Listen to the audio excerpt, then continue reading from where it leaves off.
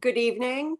I'm Catherine Cruz. I am ESC's Director of Communications, and it's such a pleasure to see you all this evening for this wonderful annual event that we have.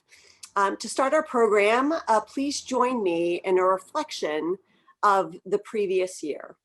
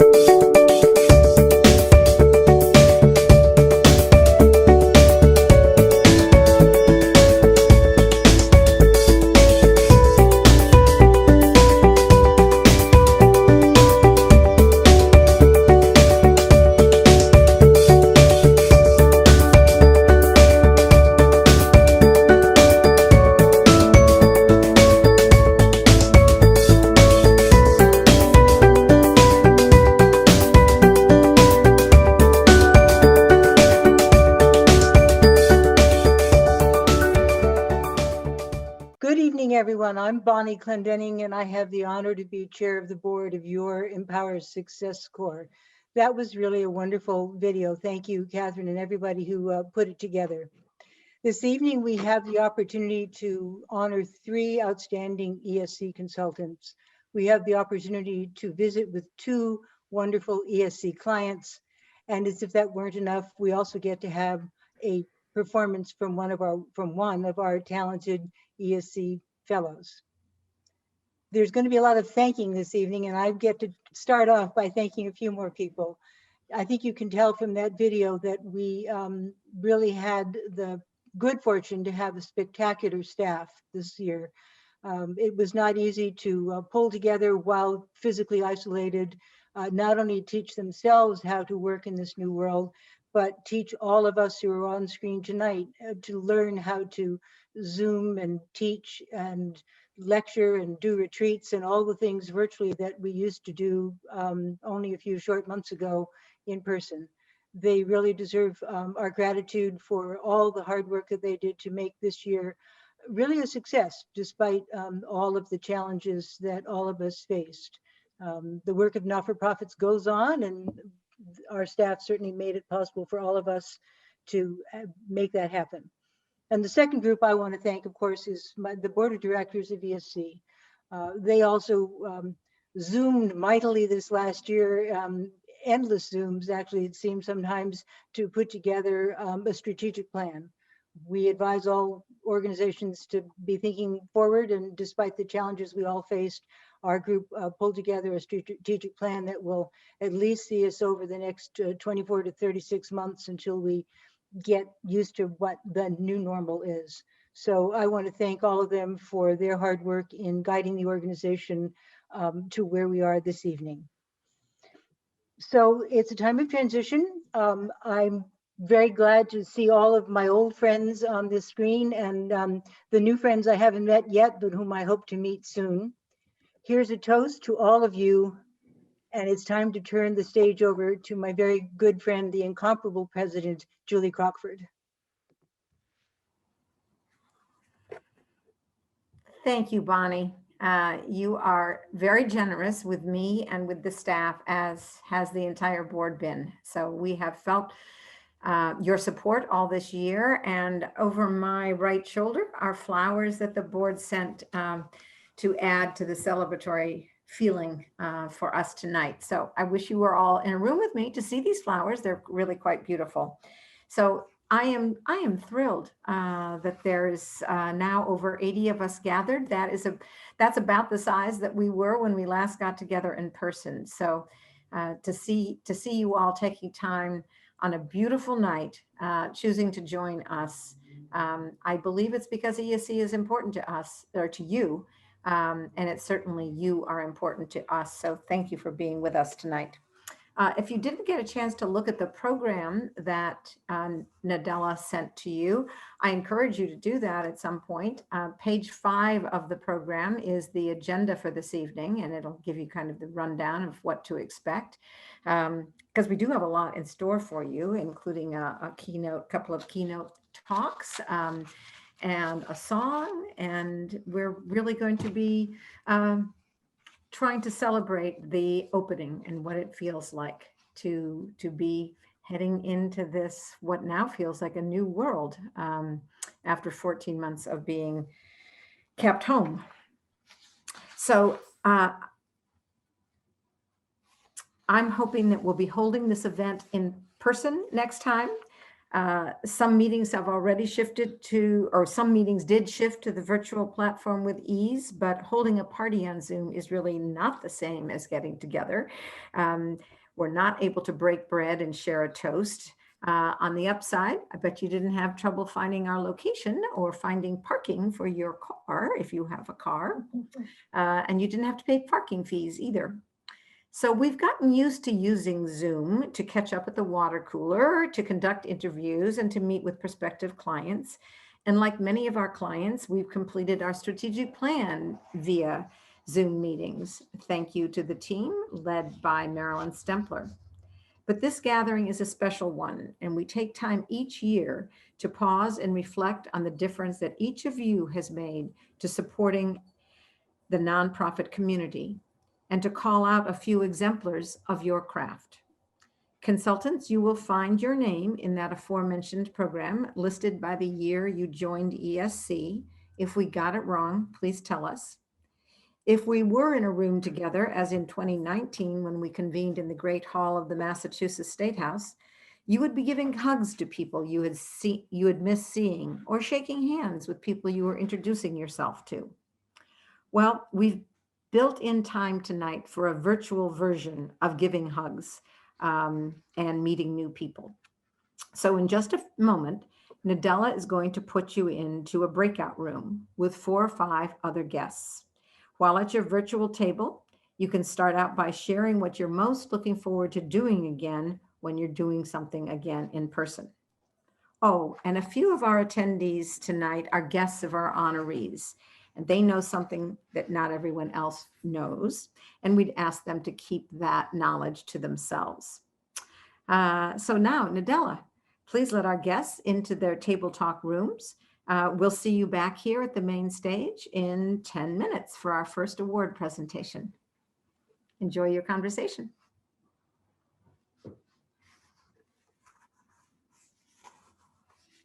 Dating. Was Remo the platform? I don't know. I was just a participant. Oh, I'm curious. I'm involved with I'm on the board of an organization and we're using Remo where you can table hop. I think it was with either Suffolk or Tufts, but you spent a few minutes in one room and then you go to another 10 minutes, 10 minutes, 10 minutes. It was nice. Well, a few more people have joined us, so welcome. Welcome to everyone to Celebration of Service. We're back in the main stage now. And the next item on our agenda is that I'm happy to introduce our office manager, Chris Warren, who, if you've been to the office, remember the old days where you would come to the office at 176 Federal Street? It was always Chris who greeted you, offered you a cup of coffee, asked you what you wanted in it, and tried to make you as comfortable as possible. So Chris, take the stage. Thank you, Julie. Welcome back, everyone. My name is Chris Warren, and I'm ESC's office manager. And this year we have a surprise. 3 prize drawings, and the prizes are an annual membership to the museum of your choice. The first prize will be drawn now, and the other 2 will be drawn at the end of today's event.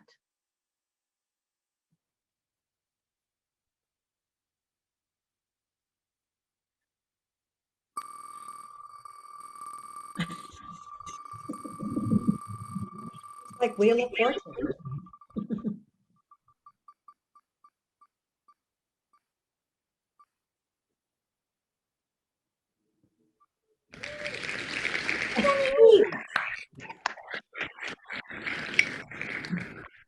Wow. Wow! Wow. Congratulations, Penny Weeks. Thank you. You win an annual membership to the museum of your choice, and an ESC staff member will be in touch with you soon to arrange for you to receive your prize.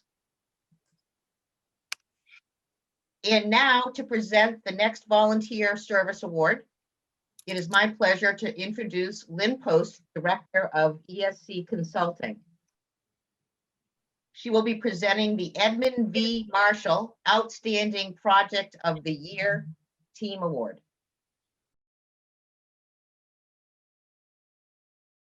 Hello, I'm Lynn Post, Director of ESC Consulting. It is my great pleasure to present the Edmund V. Marshall Outstanding Project of the Year Award to the New Hampshire Peace Action Team, led by Rebecca Hutchinson and staffed by Peter Baker. This award recognizes an ESC consultant or team whose work has yielded new information or developed new methods which enhance ESC's organizational capacity.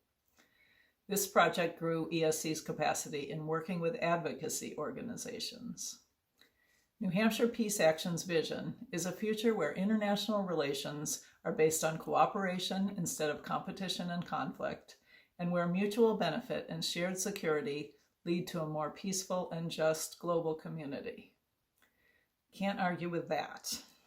The ESC team helped Peace Action figure out how to position their cause as connected with adjacent issues such as climate, racial and economic inequality, health, and the culture of violence. By attaching to issues that are front of mind in our culture, Peace Action hopes the public will understand how integral advocating for peace is to the pressing issues of today. Rebecca's background as a New Hampshire state legislator gave her insight into advocacy at both the state and federal levels. And Peter Baker's expertise with marketing, positioning, and facilitating planning in a global tech company helped the team pivot to an all-virtual project. During 4 years at the New Hampshire State House, Rebecca was on the receiving end of pitches from advocacy groups.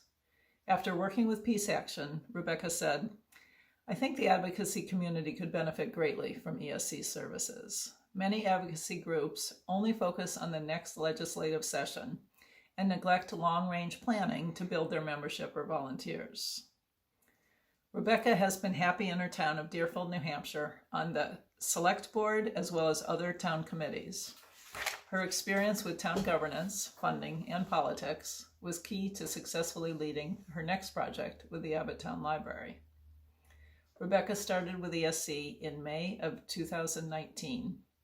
As a new consultant, she agreed to lead her first project, and then also stepped in mid-project to lead Abbott Library strategic planning. Thank you for stepping up in 2020, Rebecca. ESC is very grateful for the leadership, dedication, experience, and professionalism of the New Hampshire Peace Action team, and we hope both Rebecca and Peter will enjoy ESC consulting for years to come. Congratulations, New Hampshire Peace Action team. You deserve this award and the heartfelt gratitude of the ESC staff and of our clients for all you do for ESC.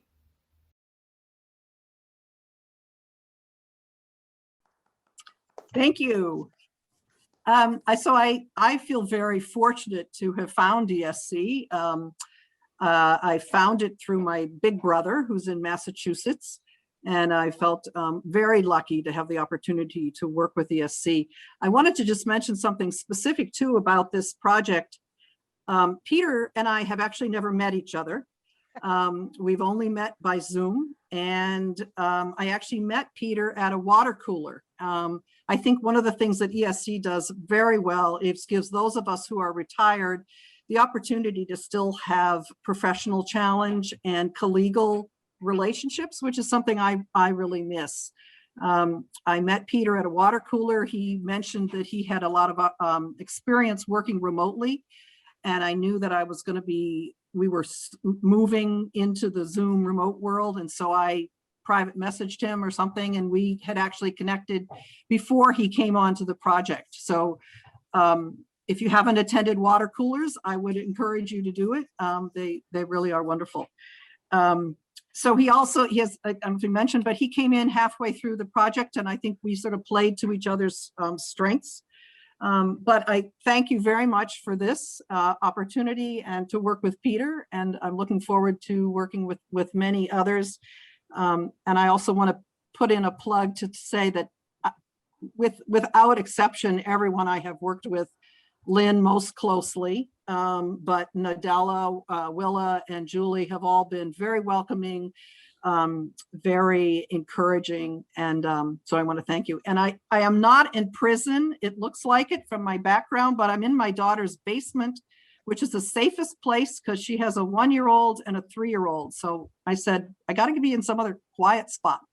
So anyway, thank you very much to ESC. I'm very honored and delighted that Peter is getting recognition also. Thank you.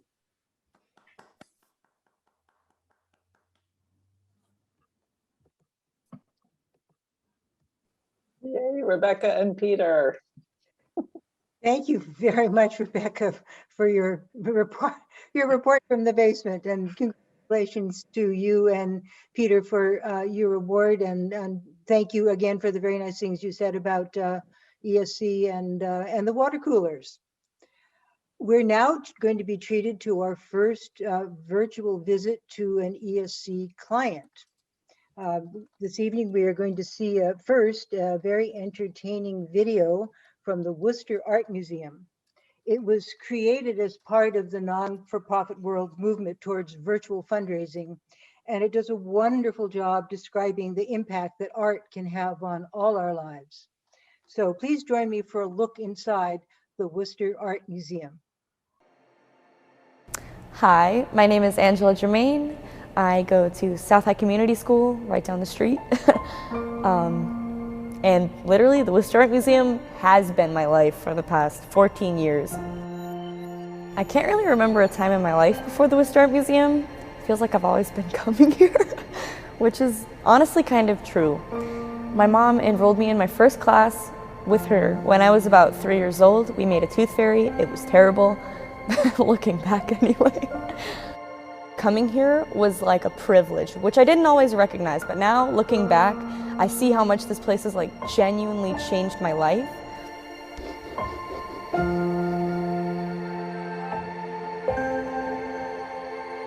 For as long as I can remember, I've also been a scholarship recipient, which has been really nice. I don't even know who to thank, which is the worst part. I just knew that whenever I came here on like Saturday mornings or Wednesday evenings that it was always paid for, and that's why my mom would always get really upset when I missed a class. Really upset.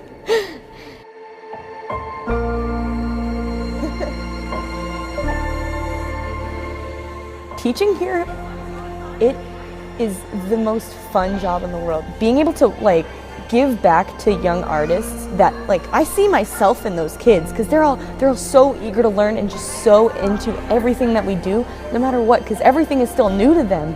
They're like highlight of my day, highlight of my week. I just always look forward to being here. I would like to personally thank every single person that donates to the museum because this is such an amazing place that provides so many wonderful opportunities for such a variety of different people.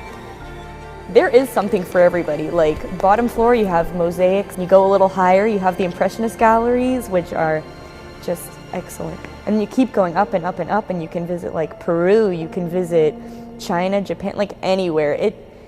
It's like traveling the world, except you're in one building.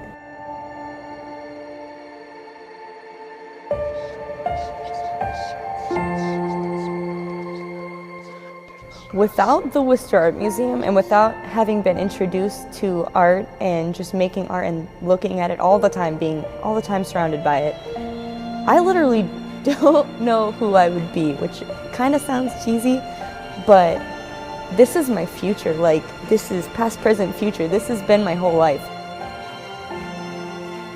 After living my life here and now being able to kind of give back in a way, and be able to just say thank you, like thank you for everything, for giving us a museum to come to, for just bringing everyone in the community together. Without donations, this would not be possible.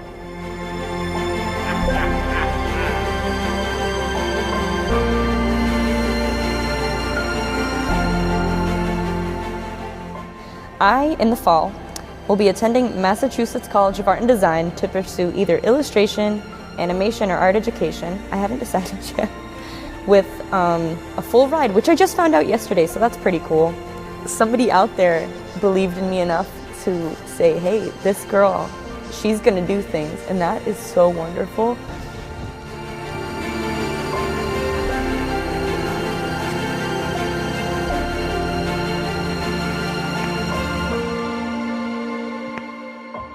This place has just shaped me into who I am as an artist, as a person. It is my life. Like, this is my family. This is home.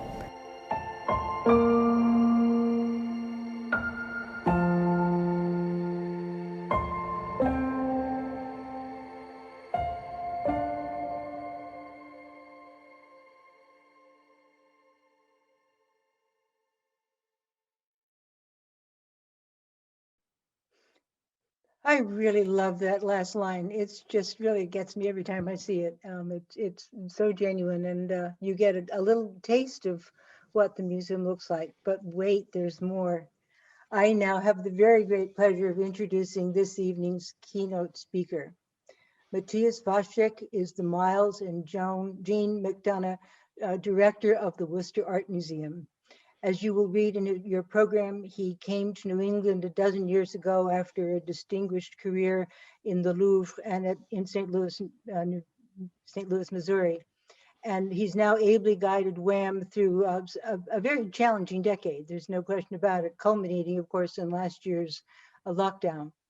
So he's kindly agreed to share with us some of the art that is his favorite from the Worcester Art Museum, and his thoughts on how cultural institutions like his are dealing with the opportunities and challenges of reopening and renewal. At the end of his remarks, Julie's going to see if you have any questions in the chat, and if you do, she's going to do her level best to get to as many of the questions for Matthias as she can in the time that we have. So without further ado, it's my very great pleasure to turn the stage over to Matthias Waschek. Thank you, Bonnie, for your wonderful introduction. It's an honor to be with you, and it is also part of my way to thank you for all the great work that ESC has been doing for the Worcester Art Museum and with us. 1 second. Here we go. And I wanted to first comment a little bit on that film. You get 2 pieces of information about the Worcester Art Museum that are very important. Number 1, our lifeblood is not tourism. Our lifeblood is the community, or are the communities that we serve, which differentiates us from, say, the Met, beyond the size, obviously. And we get, beyond the size, we get something else. We get the intimacy of the viewing experience that the big museums oftentimes can't deliver on, particularly when there's so many tourists going through those galleries. The other piece of information, and that truly sets the Worcester Art Museum apart, is that 1/3 of our real estate is actually studio art classes. So the entryway that people have from the community is via those studio art classes. And these things, of course, are shifting right now due to COVID and the IT revolution that COVID has pushed. And we will talk about this at the end of my presentation. So what I would like to do is I talk first about the Worcester Art Museum's beginnings and the ambitions. I'll give you an overview of our collecting history, and I am a little bit biased, so I put my absolute favorites first. And then under planning for the future, I'll talk a little bit about where we are heading. So what you're seeing is a world premiere. We haven't shown it with anybody from outside the museum. It's our iconic jersey banner in front of the building. We are partnering with the Woosocks. As you know, they have been relocating to the Worcester to the city of Worcester in the Canal Street district, and so we're showing an exhibition on the iconic jersey, and that's going to open soon. What you're seeing there is the most iconic facade of our museum. It's on Salisbury Street, and that facade is from 1933. But the museum was founded in 1896 and opened the doors of its first building in 1898. And there's another thing that is very distinct about Worcester. Normally, museums constitute the bulk of their collection via gifts of donors. In our case, our local Brahmins have actually taken a completely different route, with one exception about which I'm going to speak a little bit later. They have put a huge amount of resources to the museum and hired the best curators and hopefully the best directors that they could, so that this collection would grow. At that time, 1896, all the big towns big cities had started their museums. The Met in the 1870s, Chicago, same decade, St. Louis in the 1880s, and so on and so forth. So we came later, but still in the 19th century. And just to memorize this, Worcester at that time had only 90,000 inhabitants. So we were pretty small. We are still not very big.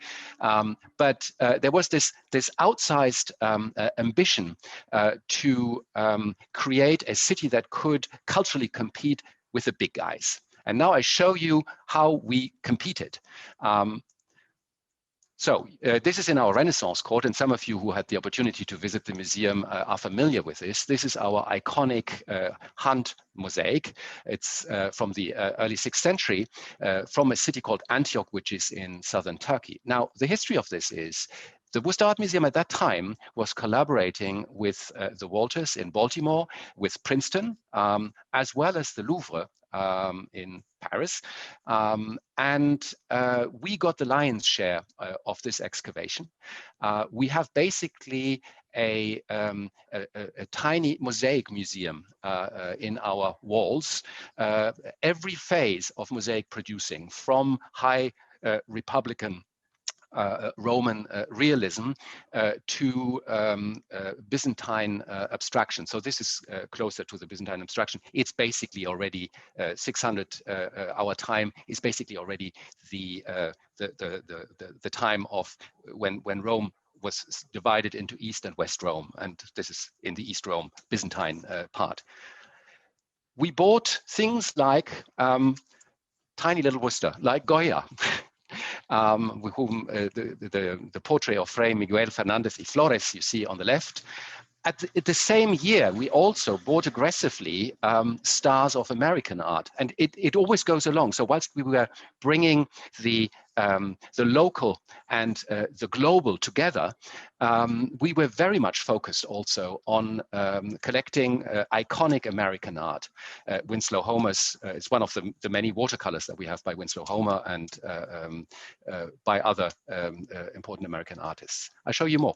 Again, the same year, I think that was in the 1930s, we bought this Egyptian royal descendant Heleferes from about 2440 before our time.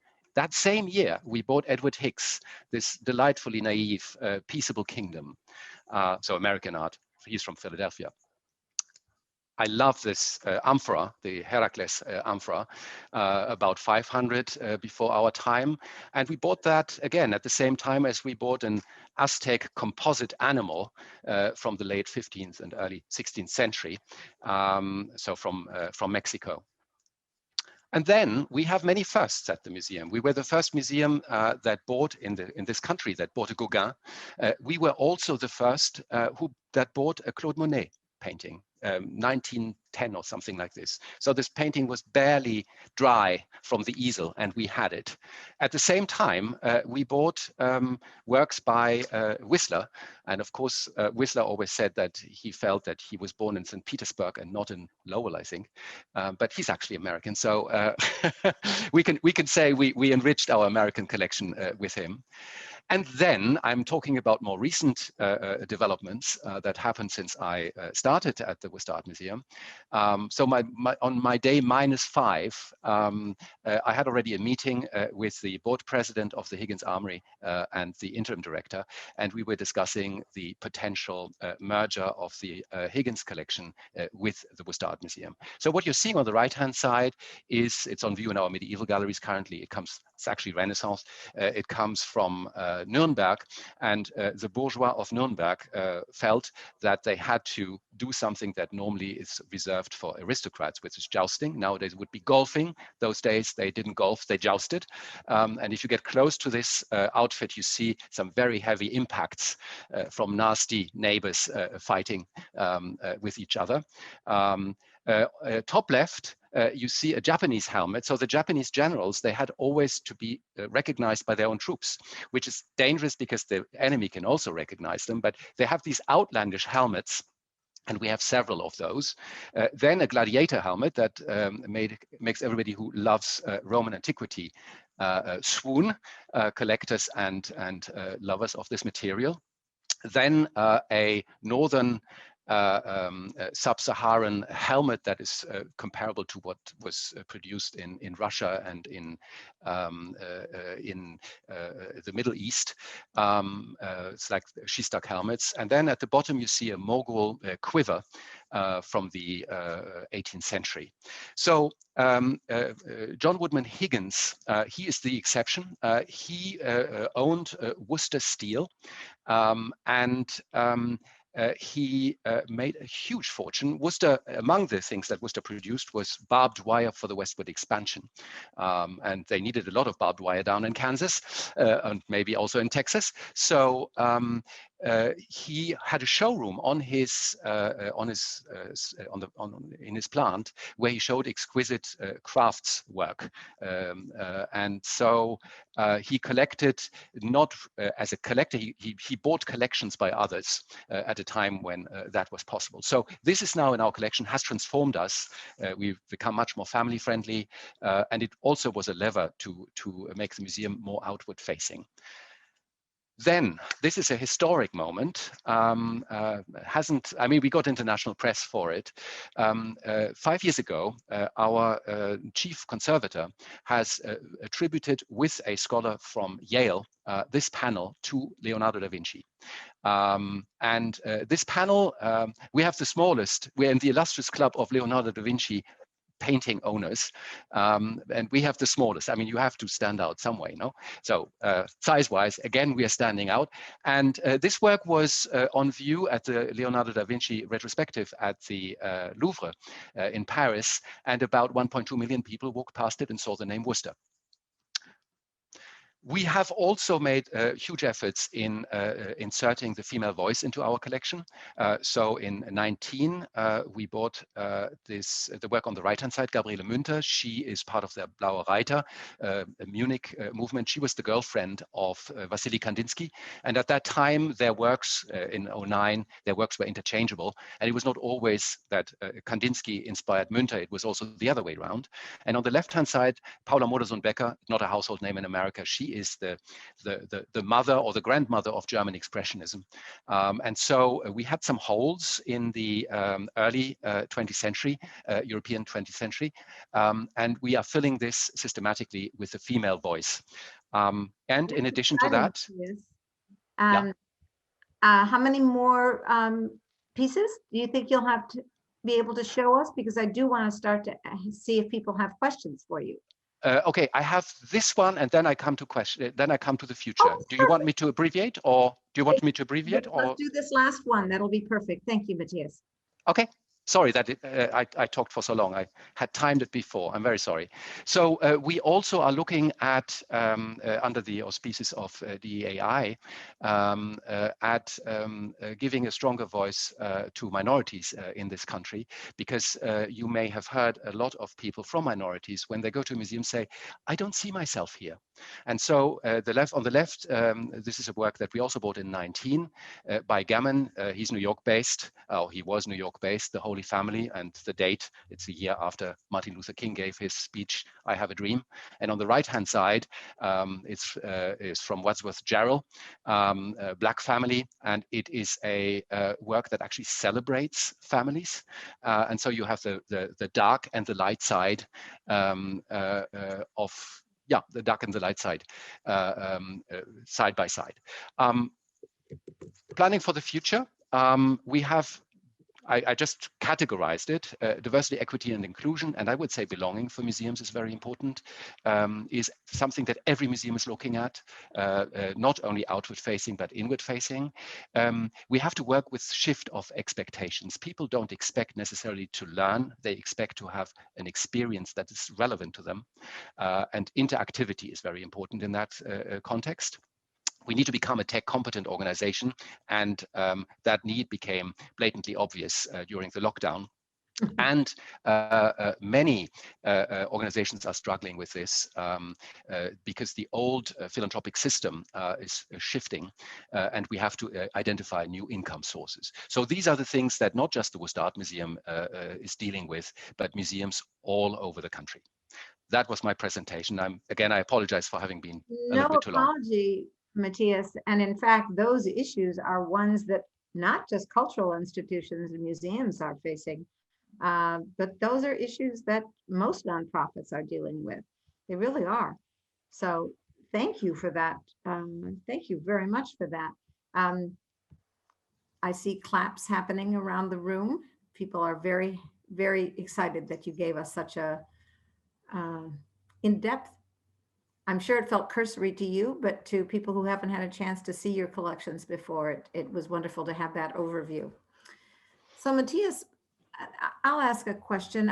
I'm curious as to what the biggest obstacle will be to you in terms of expanding your collection from underrepresented artists. What's the hardest thing? Is it hard to compete now for pieces? Is everybody after the same pieces, or? That's a very good question. So when you are collecting wisely, you collect anti-cyclical. Because when too many people want the same thing, the price goes up. That's the law of the market. We were fortunate enough because we appointed a curator of American art who knows exactly which artists to go after. And we've started before the murder of George Floyd. So we have a little bit of an advantage. And in our case, it's also the fact that because our collection is smaller, even 2 paintings make a gigantic difference in a museum. If the Met only bought 2 paintings, people would still scratch their heads. In our case, so we are a little bit shielded from this. But those who are now looking at artworks by artists from minorities, they are in a very heavy competition, absolutely. Are you going to be opening to the public in a in a full way soon, now that the governor says it's going to be okay? It's going to be okay. Yes, we have to have some further conversations with our staff because we want everybody to feel safe, and we need to make sure that the protocols in place are make everybody feel safe. So far, it went very smoothly, so I think we will be fully opening. I think it's at the very end of this month. Is that correct? That the governor has lifted certain restrictions. So the answer is yes. Terrific. And there's a question about the kimono exhibit, whether it's still up. Unfortunately not. Unfortunately not. So we just closed it. I think it was 2 weeks ago. But there's still the catalog. So if you want to have a look at the catalog, and there's a web presence as well. If you go to our website, you see, because we started with a virtual exhibition, given that the museum was closed. So you have some reminiscences of kimono still. Well, thank you very much, Matthias. My pleasure. Your scratching the surface of your collection is still a big win for us. So thank you very, very much. But your time with us, we have prevailed upon you to also present our next award. And so I'm going to keep you on the main stage to present the Ezra Merrill Founders Award, our second of the 3 awards that we will present tonight. So Matthias, thank you. So this year's Ezra Merrill Award goes to David Ellis. And before working with him and his highly accomplished ESC team on our strategic plan, I have known of him from afar as his directorship at the Science Museum in Boston has always been considered as exemplary and transformational. And so I was extremely happy to finally meet David in person as he is leading with us the strategic planning initiative. David received degrees in chemistry from Haverford College and MIT. And he then held faculty positions at the University of New Hampshire and was thereafter appointed president of Lafayette College in Pennsylvania, followed by his aforementioned leadership role at Boston's Museum of Science. Another phase of his journey ensued as David took on interim positions as administrator for such institutions as Harvard's Museum of Natural History and the Boston Children's Museum. Today, he's actively recruited for his skills as a board member, consultant, and arbitrator for a variety of educational, cultural, and scientific organizations. He currently serves on the boards of the Conservation Law Foundation, the Bigelow Laboratory, I think you say in American English. Sounds kind of strange the way I said it, but it's British. The Bigelow Laboratory for Ocean Sciences, the Forsyth Institute, and the University of New Hampshire Foundation, as well as the Whitehead Institute for Biomedical Research. Besides sitting on the board of ESC since 2019, he has also been working as a consultant, and he started as a consultant in 2016, before he joined the board. And he's deservedly recognized by his fellow consultants for his extraordinary skills. And as I'm working with David, I can confirm every single point that these 2 testimonials that I'm going to read to you are making. One testimonial goes as follows. He has a very collaborative approach, always soliciting and incorporating ideas from everyone on the team. He listens well, he asks good questions, both to the ESC team and to the client. He keeps the project in forward motion by regular communication and making clear what the next several steps are. He jumps in where he has real value to add and steps back when others are handling the issue. And another testimonial, his depth, and so don't blush, David, because I see you on my screen. It's all true, it's all true. His depth and breadth of knowledge and experience in planning, management, fundraising, organizational development, operations, and nonprofit management provide a broad perspective to problem solving. He's fun, respectful, and I can underscore fun, respectful, inclusive, and smart, and it's a pleasure to work with him.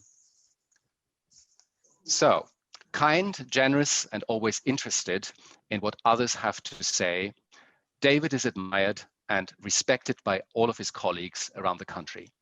ESC is immeasurably enriched by his service. It is therefore an honor and a pleasure to present this year's Ezra Merrill Founders Award for exceptional contributions to the not-for-profit community to David Ellis. David, congratulations. Thank you, Matthias, and thank you to Julie and Bonnie and everyone that's part of ESC.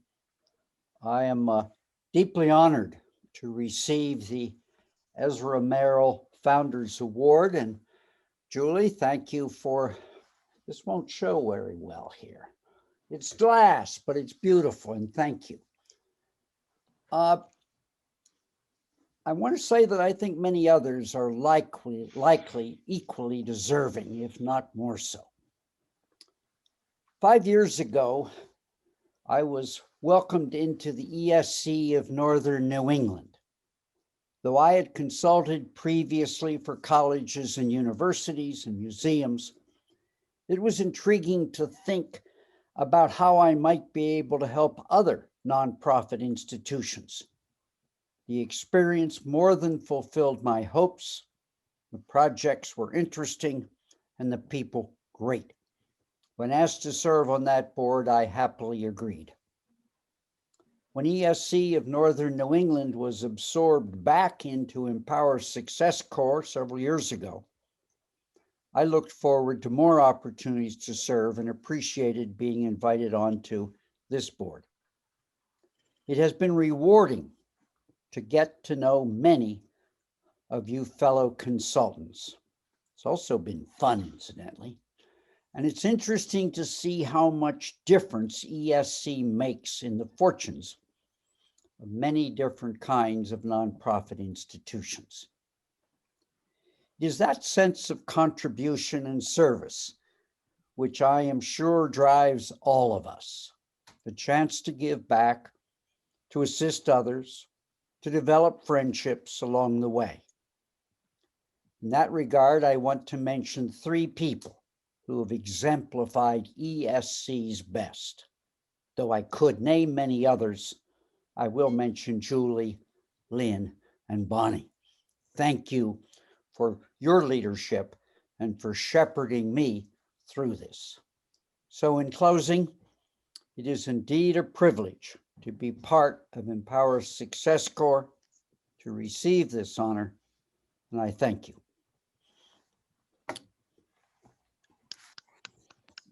Congratulations, David. I know all of us at ESC are pleased you've been recognized today. And good afternoon, everyone. I'm Donna Morell, Director of ESC Fellowships, and it's my privilege to join you today to highlight the work of the ESC Fellows. Fellows bring impact to the nonprofit community through interim and transitional management roles, and the following individuals have been matched in fellowship assignments during the past year. Join me in acknowledging our colleagues. Jennifer Bonardi at Roxbury Dorchester Power in Community. Rita Kramer, New Garden Park. Gordon Cromwell, Empower Schools. Janice Dolnick, Literations. Jeffrey Ganem, Kripalu Center for Yoga and Health. Stella Lee, Aspire Living and Learning. James Lamastro, People Helping People. Robert Nally, Art Connection, Rhode Island. Myran Parker Brass, Massachusetts Veterinary Medical Association. Michael Phelan, Mass Council on Gaming and Health. And Susan Stendal, the Lenny Zakem Fund. Thank you for all of your impact during such challenging times. I applaud each one of you for your commitment and effort on behalf of ESC and ESC Fellowships. And now it's my pleasure to introduce Myran Parker Brass, ESC Fellow and ESC Consultant. Myran is an accomplished professional musician and music educator. She has appeared as soloist with the Boston Pops Orchestra, was recognized as Outstanding Jazz Vocalist, and is co-founder of the New England Spiritual Ensemble. Today, Myran will share an arrangement of New World Comin' by Nina Simone. Please sit back, relax, and enjoy this afternoon's special musical performance.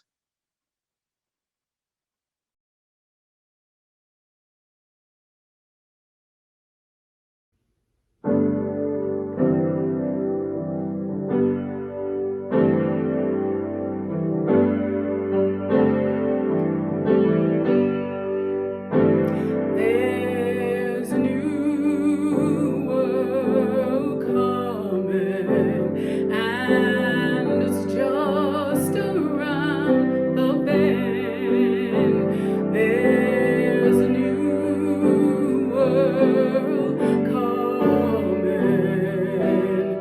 This one is at an end. There are new voices calling.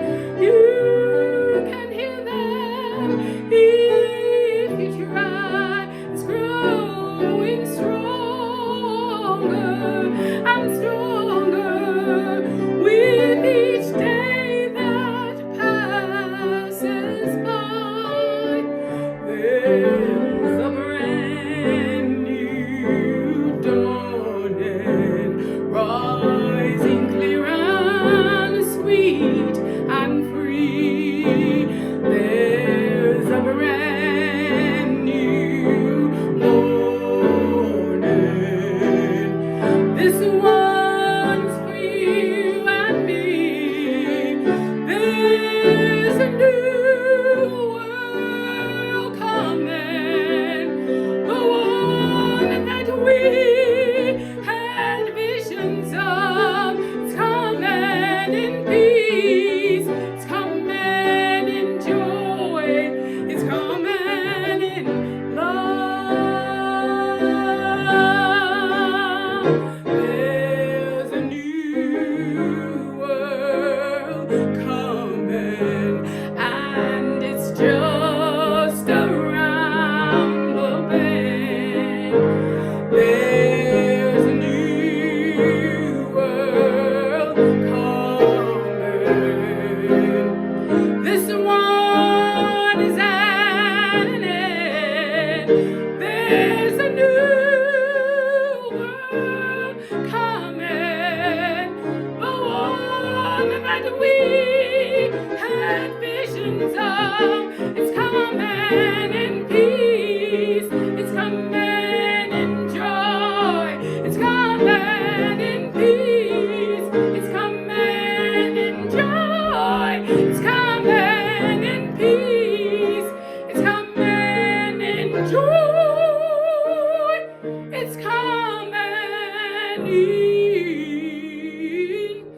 in love.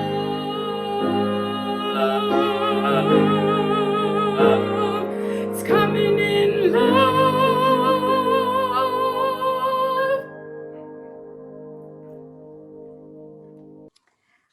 That was phenomenal. Thank you, Myran. I am, to have such talent amongst us is just incredibly exciting. So thank you very much, Myran. We really appreciate all you do for ESC on a daily basis, and this special treat, because we wanted tonight to be a showcase of the performance world, of the cultural world, and you brought it home. So thanks very much. It's now my pleasure to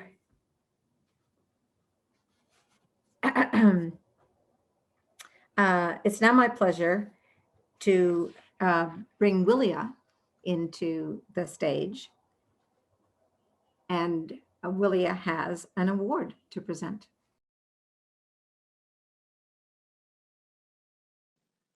I am extremely proud to present the Caleb Loring Jr. Award for Consulting Excellence to Jane Mann for her significant service to ESC, demonstrating innovation, excellence, leadership, passion, and commitment.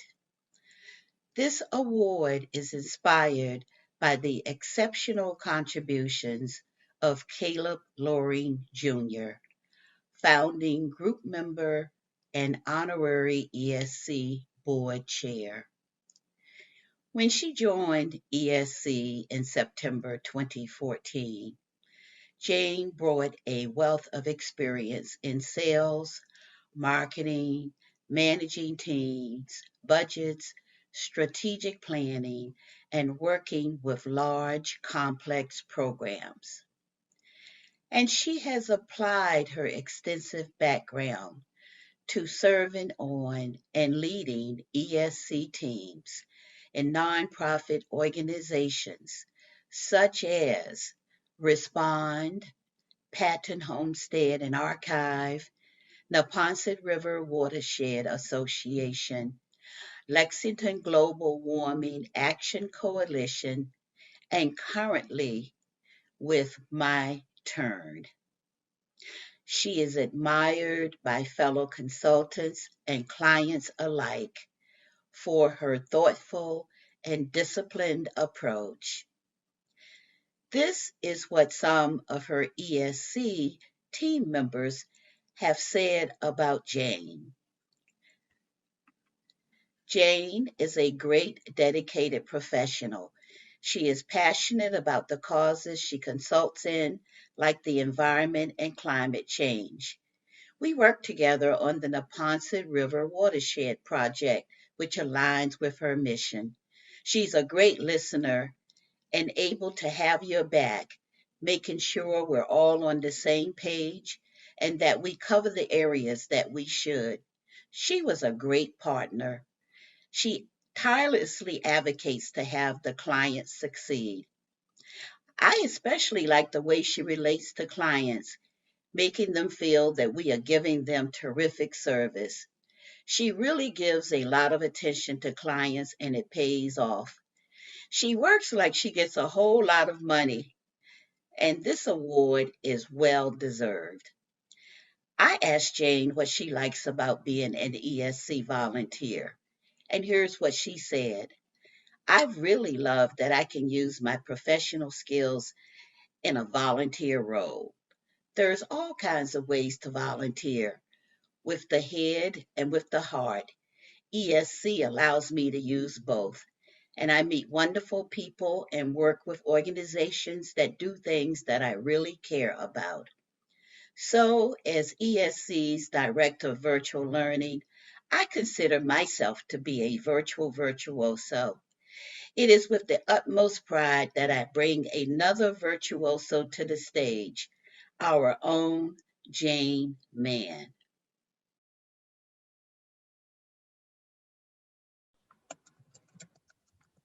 Wow, thank you, Willia. That was amazing. The accolades are unbelievable. So thank you all for that. Thank you, ESC, Julie and Lynn and Donna and Nadella and everybody who I work with. You really support us, you train us, you give us opportunities, and I have grown tremendously in my years with ESC. The funny thing is when I started at ESC, I thought I was bringing my skills to you. And over the 7 years, I have developed so many more. I don't know. I know how to do strategic planning now, and I understand the issues of nonprofits and board development. And I didn't know any of that to begin with, which is really why I wanted to come to ESC and work with you guys. So I'm very honored to be singled out for this award. And here's my glass award. You can't see it very well, but it's really quite beautiful and very appreciated. And I'm really, I'm knocked out really to have been given this award, because everybody who I work with at ESC, all the consultants, are unbelievably talented. Everyone, everyone I meet, and then the next one I meet is even more talented than the last one. So to be singled out is really quite an honor. So I'm really lucky to work for ESC. I love your mission. I love how you support nonprofits, that you keep them sustainable, you make sure that they're successful. It's really very important work that you do. And as Willia said, I feel really quite lucky to be able to use my professional skills as well as work on things that I really care about. To me, that's a unique combination. And at this point in my life, it's something that I really, really want to do. So it takes my head and my heart.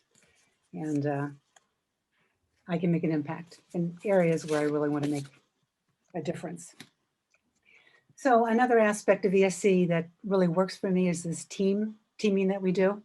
We don't go out on our own. We're not independent. We go out with teams of people. So we have all kinds of skill sets and backgrounds that we bring to the project. So I'm getting this award, but we all know that there's no way that any of this could have been done by just me. So I want to call out some of my partners in crime here over the past couple of years. So Lexington Global Warming Action Coalition, we started that project, I think the day that Charlie Baker closed down Massachusetts. So we went literally into this virtual world from the very beginning. And my passion is the environment, so I was really thrilled to be working with GWAC. And my team was terrific. It was John Dealey, Mark Hoffman, Joe Adler, John Woodard, and Charlie Arsenault. It was really just an incredible team, an incredible client.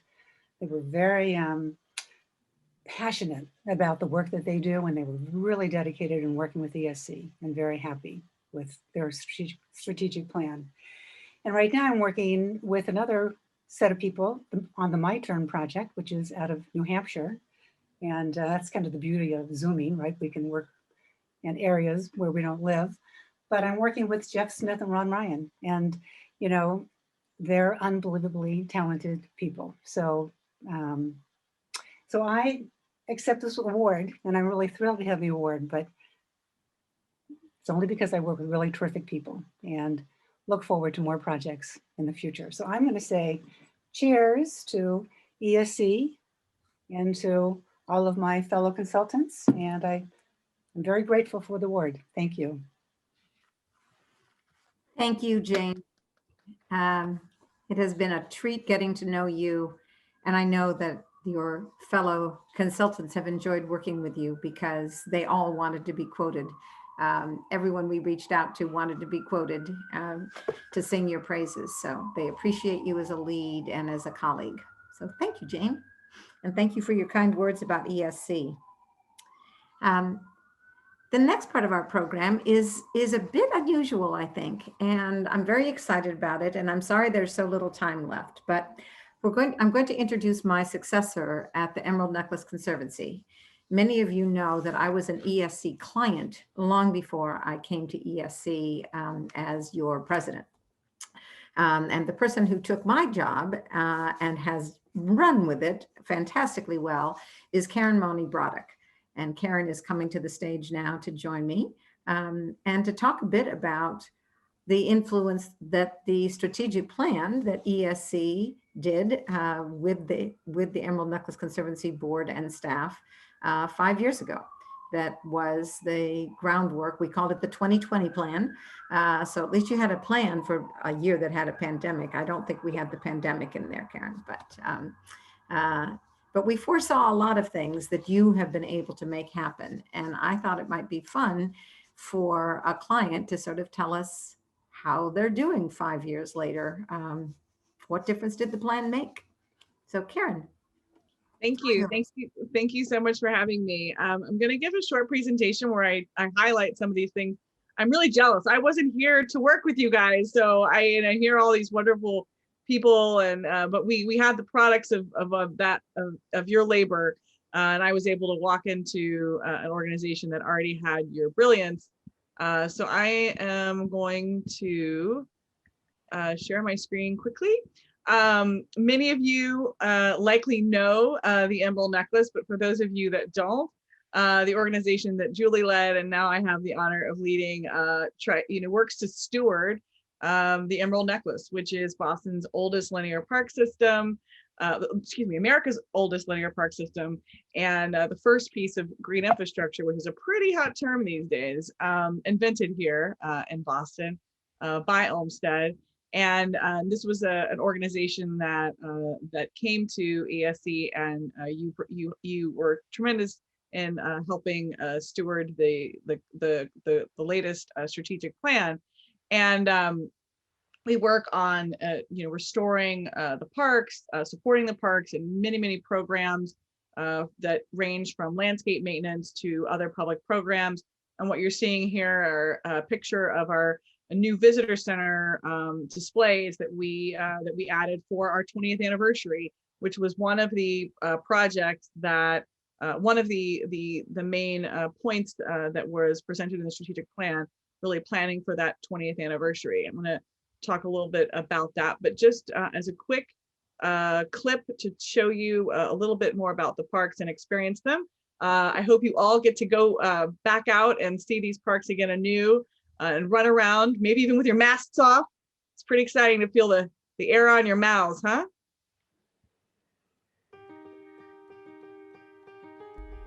In the heart of Boston and Brookline, following the contours of the Muddy River, lies 1,100 acres of interconnected parks, meandering paths, and vibrant waterways.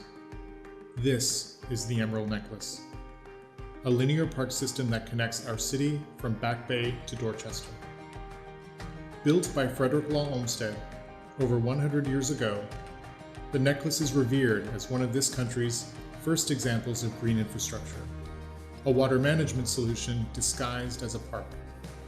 Today, as cities around the world plan for the impacts of climate change, the Emerald Necklace continues to be viewed as a pinnacle of design that serves two critical urban needs: stormwater management and green space. Olmsted knew intuitively that visiting parks not only benefits our physical health, but also our mental well-being. Since his time, countless studies have confirmed that spending even a few minutes in nature can reduce stress and anxiety. And today, we need this relief more than ever. Since the beginning of the COVID-19 pandemic, more people are finding recreation and respite in the necklace, rediscovering, or perhaps feeling for the first time, the healing power of nature right in the heart of our city. It is both the beauty and the challenge of Olmsted's design that these parks appear so natural, that we think they've always simply existed here and will go on existing. Instead, we must remember that these places need our ongoing care and investment to fulfill their original purpose: to protect our city from flooding and to connect our communities in a space that provides respite and recreation to all. This park system, created for the benefit of all Bostonians, can only continue to thrive and serve our community with consistent and committed stewardship from our leaders, from our neighbors, and from you. The Emerald Necklace Conservancy is the only organization committed to restoring and improving these parks for all, and we can only be successful with your help. You can make a difference by learning and telling others about the Emerald Necklace, by signing up for Conservancy updates and opportunities to make your voice heard on behalf of the parks, and by making a gift today to support this incredible gift of nature right in our city. Head over to www.emeraldnecklace.org to get started. We look forward to seeing you in the parks. So thanks again. Thank you for allowing. Okay, I'm trying to get to the next slide. So in the strategic plan that that ESC worked on, it sort of set us up, I think, for a lot of the things that we're showing there in that video. Number one, really working to continue to strengthen our park management with our park management with our public partners. We have 3 public agencies that we work with. Actually, I'm thinking that we have at least 4, because we are working so much with Mass DOT with the Charles Gate work that we're working on, continuing to work with our youth and families, our advocacy work, which has really been ramping up, even greater in some recent projects, and really investing in sort of these things with technology and others. And I'm just going to highlight a couple of things that we've been able to accomplish. We have now really completed the first phase of the tree management work that is so key to those partnerships. We match dollar for dollar everything that the public partners spend on tree care. And this last couple of years were really huge years for us, where we pruned thousands of trees. And so we've now spent over $4 million combined on all that tree work. And this year was a huge year for us. During the COVID pandemic, we were able to still do that work, and that was amazing. One of the major things also in our work that Julie and the strategic plan really set us up for was having the space to expand to the Curly House, which was another location that we really needed the additional space. We were storing all of our supplies in a truck. Basically, we didn't have when you are an outdoor group and you need places to put your garbage bags and your shovels and your rakes, and we didn't really have that. And this was really a brilliant thing. Now we have a visitor center that is able to tell more of the story. We have more spaces for visitors, and then we really have a space. And during this time, it has been amazing to have the space the Curly House has to offer, because people are able to go one day, another day. No one has to be in the same room at the same time. We were able to really space out. And of course, the 20th anniversary celebration, which the strategic plan talked about really focusing on. When I started, we immediately worked towards planning for something that would really celebrate the parks and really bring people to the parks. And that's me reminding me to stop talking. This was a project that we were able to fundraise for in record time, but also really try and bring community members to participate and really do something collaborative at all the pieces of the necklace, because really reminding people about the length of the necklace has been something that has been a huge part of our marketing and branding work that we are continuing to work to do. So I think that was the last. We continue to work to advocate for the revitalization of Charlesgate Park. I don't know how many of you are aware of the piece of the necklace that is under the Balker overpass between the Back Bay Fens and the Esplanade, and we're working to really reinvent that area. It is a tremendous amount of advocacy and community work, but I think we've made some real strides there. And then the continued advocacy around the completion of the restoration of the Muddy River. I'm not going to talk about it because I could literally talk about it for hours, as I'm sure Julie actually still can. And I think that was the last, sorry, I'm having trouble there. Yeah, so thank you so much to ESC for helping frame those goals in our strategic plan. I hope we made you proud with achieving at least a few key ones. And thank you very much for letting me come and update you on the work. I had hoped, Karen, that we were going to be able to have more of a conversation, but we are running a little behind. But so thank you so much for updating us on what you've accomplished. And several members of the team are here. Ashok, I know, is here. I didn't see Bill Huss come in, but he was supposed to. I know Mark Hoffman was here. So it was fun working with the ESC as a client, and I have found it fun working with the ESC as its leader these last 5.5 years. So I'll ask you one question, which I think you can answer in a very short soundbite, because we do have one other piece of business we need to do. And that is, are you going to be open for concerts and in-person events this summer? We are. We have been open for some small things. 25 or less is the rule, and we do plan to have controlled size but outdoor events this summer. Stay tuned. Fantastic. Yes, if you're ever in town when the Emerald Necklace is having a concert outside, they're pretty special events. So thank you so much, Karen, and I'm sorry we had to rush you. It's now my pleasure to turn to our event chair, Linda Vukovic, for our final raffles of the night. And then I'm not going to give my closing remarks, which I did actually spend some time on. I am going to send them to you in an email. They're all typed up.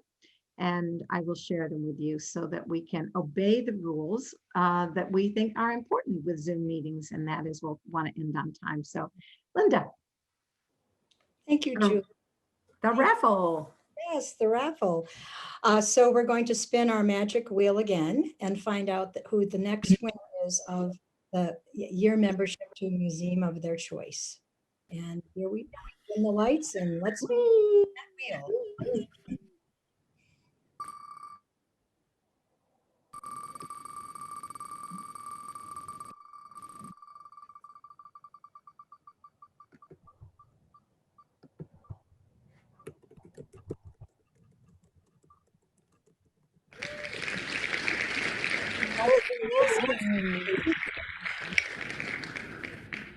And we have one more person to choose.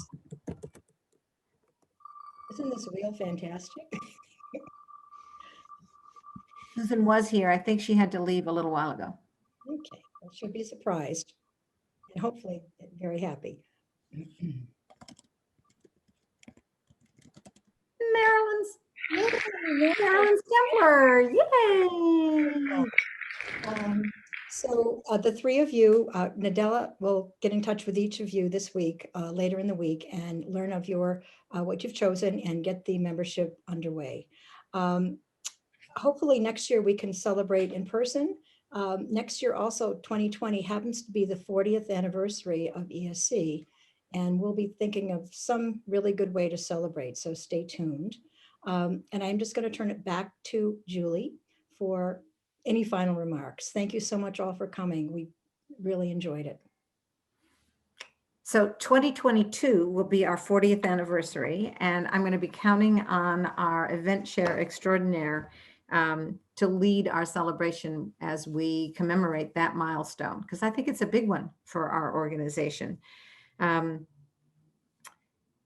The topic that I wanted to discuss with you in my final 5 minutes, I am going to send it to you instead. So what I wanted to do was share my own thoughts about what I've learned about myself this year that I want to use going forward. And so I'm going to ask you to think about that. What did you learn about yourself that you'll use going forward? What did you learn that has shaped how you now see the world? In all those hours, days, months of lockdown, what got you out of bed and going? And second, what do you imagine our clients were experiencing if you weren't working with clients? How was it different for organizations that provide direct service or for organizations that didn't have a relationship with a bank?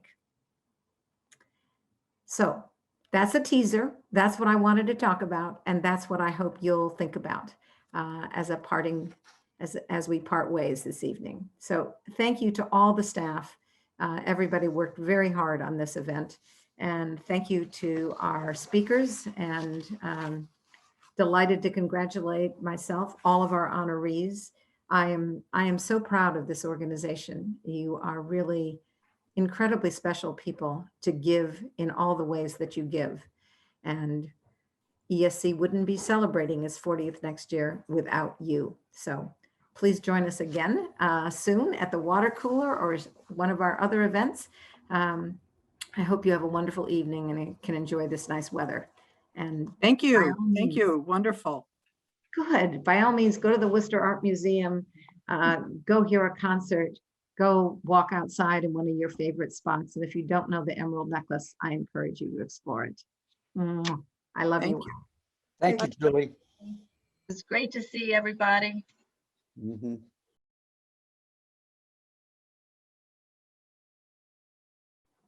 Next year, we will celebrate the 40th anniversary of ESC in New England. 40 years of bringing the expertise of senior leaders from the business and nonprofit sectors to help the leaders of nonprofits and public agencies better fulfill their missions. And I'll be counting on Linda to spearhead the planning of this achievement of that milestone. And I look forward to seeing you at that celebration. But in closing tonight's program, I want to ask you to consider a few questions that I myself have been considering and will address with you briefly tonight.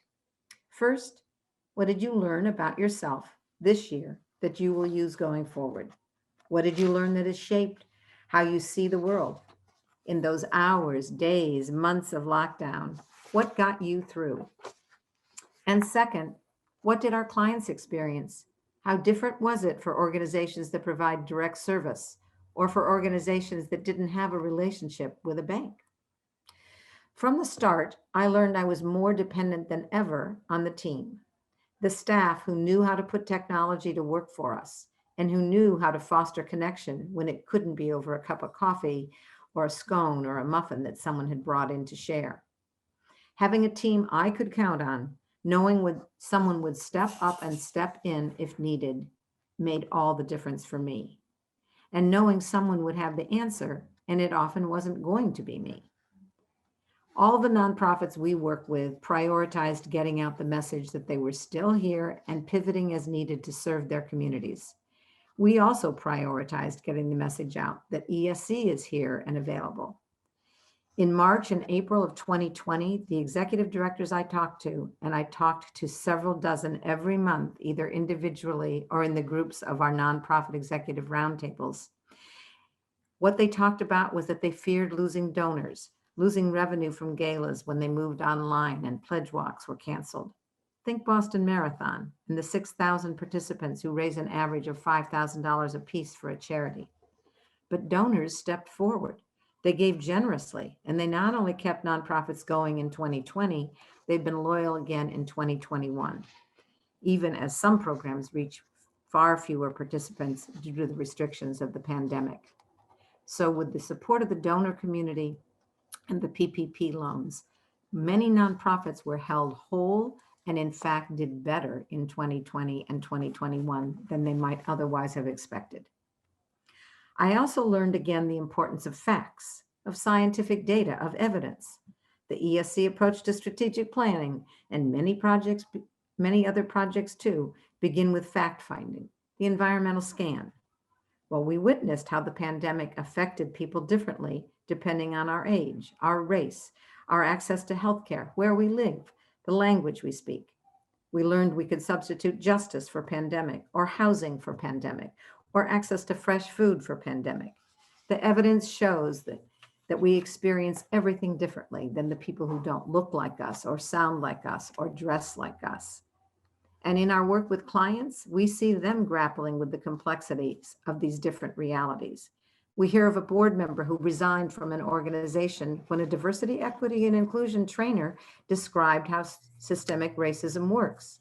The one-time board member proclaimed, "I'm not a racist," quit the board, and stopped making her usual $50,000 annual contribution. And each of us on the team, whether the staff team, the consulting team, or your neighborhood or faith group, each of us has a responsibility to step up and step in to address something that isn't right. It could be a client needs help in a way that the lead consultant doesn't see. And as a member of the consulting team, you can give the client what she needs. If the client doesn't see that the board and staff leadership doesn't reflect the demographics of the community its mission is to serve, then step up and step in and use your position power to ask questions and lead the client to see their blind spots. We are our brother's keeper. We had no idea when we went home last March, 13 months ago, that we would be home for 14 months or more. We didn't know how the virus spread. We washed our hands and cleaned off our groceries. But there were already people working on a vaccine for a virus like COVID-19. And with their teamwork, their evidence, and the trials, vaccines that could prevent the most serious effects of the virus were developed. Most of us gathered here tonight have been vaccinated, but in Massachusetts, 30% of Black and Latinx folks have not been vaccinated yet, and around the world, vaccination rates are much lower yet. If you've read Albert Camus' The Plague or even heard about it, you know what happens. We need vaccination campaigns across the world, or the virus will continue to mutate and it'll win. Finally, I want to close with what executive directors are telling me just this month. Yes, donors came through for them. In fact, now is a good time to take stock and make a plan for the next 2 to 3 years. They also tell me they need a vacation. Some, especially direct service providers, have not taken a day off in over a year. Their direct service staff have had to work on site, while office workers worked from home in the relative safety, and comfort of those homes. The esprit de corps is frayed and needs shoring up. These executive directors, and like ESC, value diverse teams. They get more options to consider and make better decisions with diverse teams.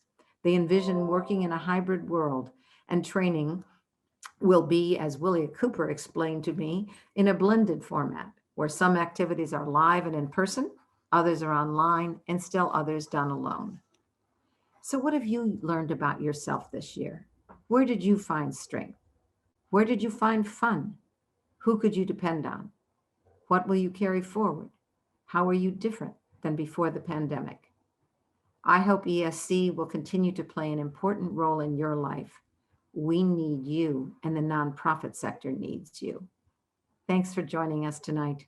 Thank you, Nadella, for producing this event. Thank you, Matthias and Karen, for joining us and inspiring us. We look forward to seeing you all again soon and in person. Thank you and good night.